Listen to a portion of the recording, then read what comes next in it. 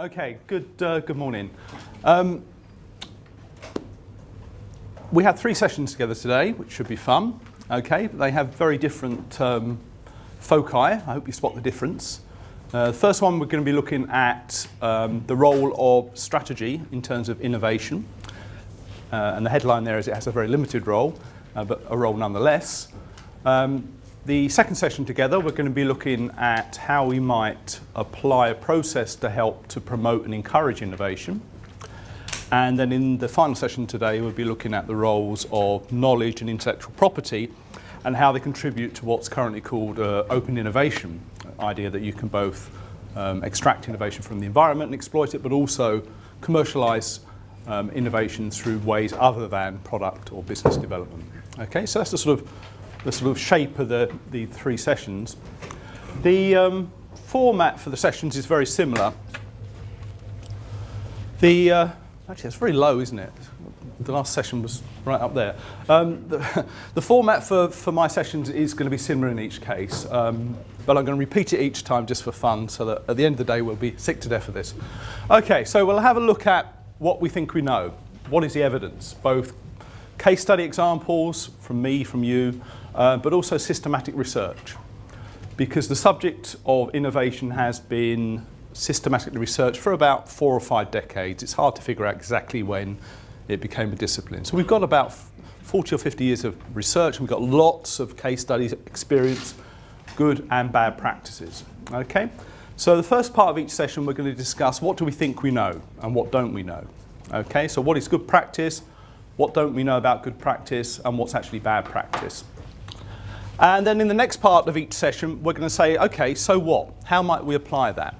And that's really important because one of the challenges, or I guess one of the problems of business research, is that not much of it gets put into practice. You know, we publish stuff and we talk to each other, and it's all peer reviewed, and we read each other's stuff, but actually not much of it leaks out into good practices, which is, personally I believe, a bit pointless actually, a bit incestuous. So one of the tricks is to figure out how we can distill these good practices, both experience and from case studies, into things that we can actually apply. Okay, to try to bridge research and experience with better practices. So one of the constant themes of the session is to try to bridge the sort of research and experience with trying to distill that into a set of methods, tools or frameworks that we can apply in some sort of way. Okay? And then the third aspect of each session is to really use a case study to generate some sort of class debate and discussion around that method or tool, but around a sort of focal case study. Now, unlike the case studies in some of the other sessions that you've done this week so far, the purpose is not necessarily to sort of pretend we're cleverer than the people in the case study because we have hindsight and we're stepping back. That's not terribly helpful.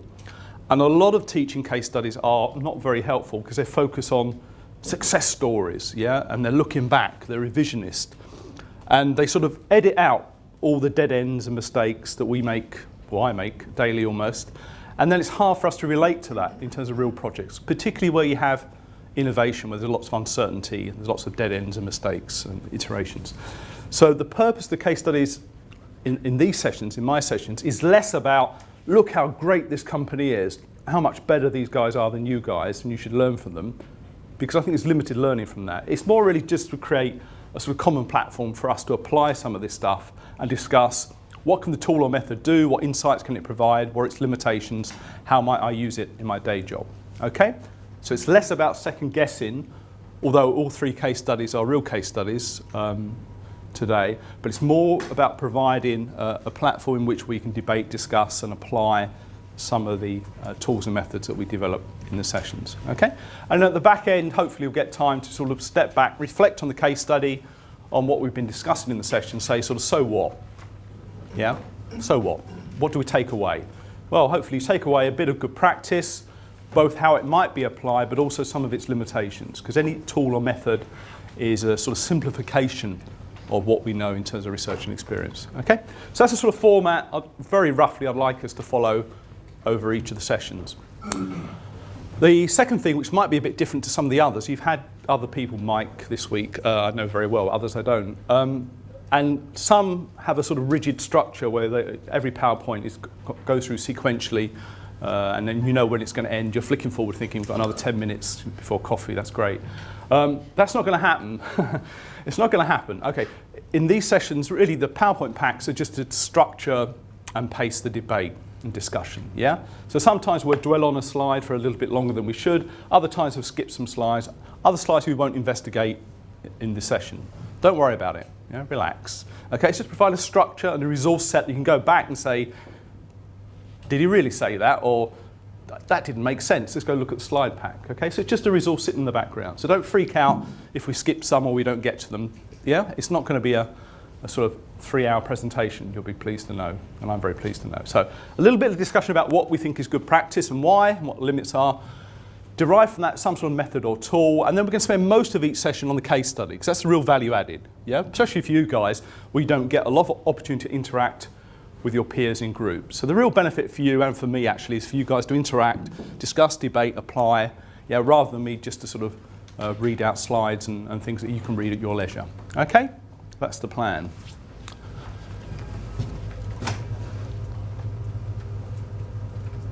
Okay. So, innovation strategy.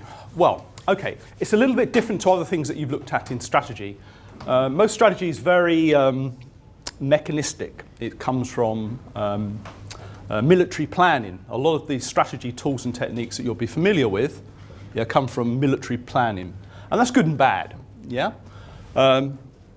It's good because, you know, often you're in overseas missions, so that's relevant to things like globalization and such like. And it's not so good because quite often the purpose is not necessarily to destroy your competitors. Yeah, but a lot of strategic management planning tools come from military planning, and the more recent ones, believe it or not, come from the civil service, which is doubly worrying. Yeah, so these sorts of tools and techniques of which you'll be very familiar are not really that relevant to what we're discussing in this session, which is about managing innovation better. And in fact, many of them are antagonistic to that. They're actually counterproductive, yeah, because they assume things about our ability to forecast and plan which aren't realistic. So what we're trying to do in the first part of the session is get a more realistic view of what we can do in terms of, if you like, planning or managing innovation, given that's inherently uncertain, okay? So this is not universal, but it's relevant to where we have conditions of some uncertainty.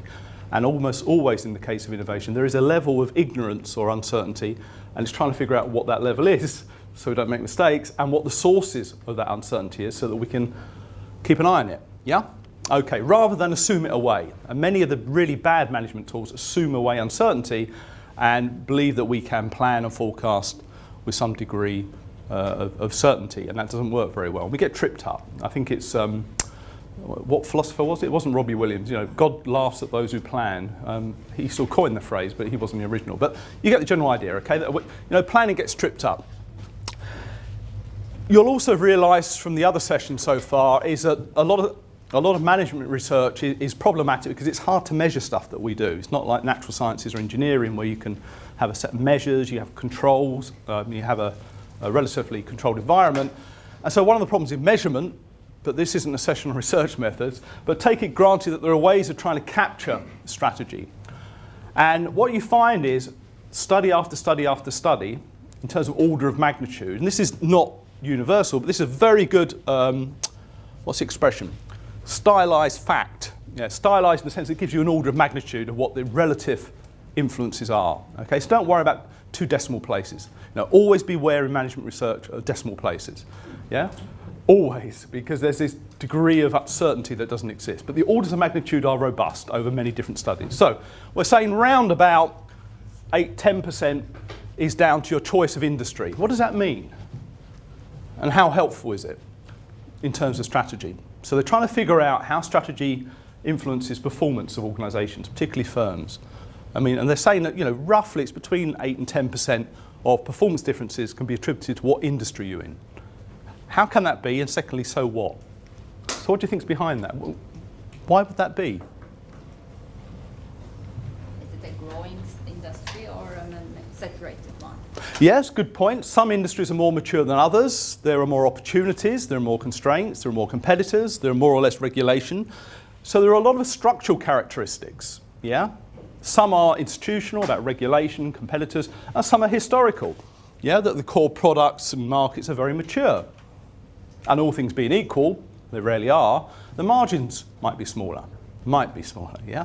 It's not necessarily the case. You look at things like candles, very high margins. I mean, working with some guys at Unilever recently, and they said, look, this is progress. 100 years, and we've moved from candles to candles in terms of our most profitable product.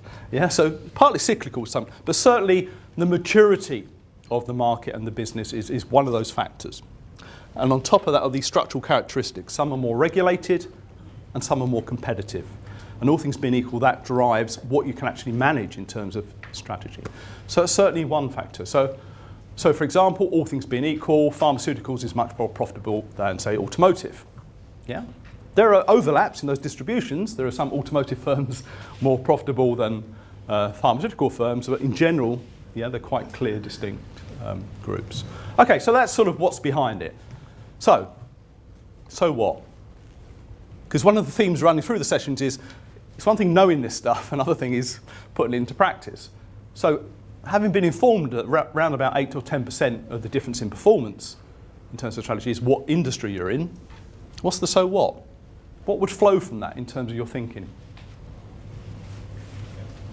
I think another thing that would make the choice of industry important is how it fits with your competencies. Yeah, good point. Flowing from that relatively obviously is choice of industry, which I love when you read textbooks. It's like choice of industry. Most of us don't have a great deal of choice, yeah, because we make investments, yeah, we make good and bad decisions, and they're not irreversible, but in the short to medium term often they are. Okay, so yeah, you're right. The broader question is choice of industry, but there it raises issues about things like diversification. Yeah, I think where is the value going? Yeah, and we tend to think in terms of industries, but actually, if you think in terms of, say, value chains or value networks, you begin to unpack that and say, even within one industry, there are different areas in terms of value and value added. So even retaining one industry, you can begin to see where the value is migrated. Is it content? Is it delivery? And such like. And more of that later. Okay, so industry does have an effect, but rather than say, oh my God, we're in a mature sector, let's give up. Actually, you step back, and often it raises lots of opportunities in terms of once you realise that, the structural characteristics, where is the value and where's it going? And you try to anticipate that. Okay. Luckily, because this is a strategy session mainly, there's a big chunk of stuff that is down to what you do and how you do it, which is what strategy is about, yeah, in the medium to long term. And we'll unpack that in a moment. Yeah, so there is a big chunk of performance difference which we can attribute to your choice of strategy. And we'll elaborate what we mean by that in terms of innovation very shortly. Okay, so that's good news, good news. But as you'll see, it doesn't explain everything. Damn, yeah? Academics always put at the end, more research required, yeah? Because then they get more funding. Well, they don't, they can ask for it. And so do think tanks, who will say, but we're not sure, more research is required, send the money now. And there is some truth that after 40, 50 years, with better and better measures, bigger and bigger data sets, we're not explaining much more. Yeah? Most people would give up, I think. And I think it's down to this inherent uncertainty. There are things that are almost unknowable, particularly in terms of innovation strategy. Okay, so we're arguing that where you find yourself due to prior investments and bad luck, yeah, has an effect. But a bigger effect is what you choose in terms of the direction, particularly the future direction. And there's a whole bunch of stuff depending on your philosophy, your background, your religion, yeah, is either written in the stars, yeah, or it's random or whatever, yeah. But I can tell you one thing, after 50 years of research, we can't figure out how you manage it, yeah. I'm not saying we never will, but there's a big chunk of stuff which I'm going to call uncertainty or luck or whatever.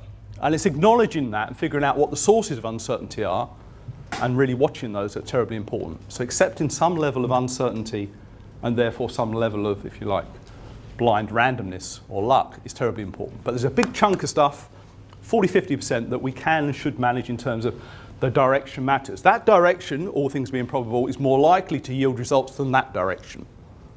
And your point you made about, okay, so how do we figure out that direction? Well, one of the things we're going to argue is the idea of the capabilities, to use your language, okay? Which is another one of these slippery concepts. But the takeaway is, it makes a difference. Context matters. We'll come back to that again and again and again. You know, what works for Apple in Northern California doesn't work for Microsoft, which is up in Seattle in the pouring rain. Yeah, just about 1,000 miles away. These things don't travel very well across time and space. So we've got to be careful about how context affects things. And a lot of it is uncertain. That doesn't mean we give up and let the fate take over. It actually means that we try to identify the degree of uncertainty, but also the sources of it. You know, is it regulatory? Is it technology? Is it markets?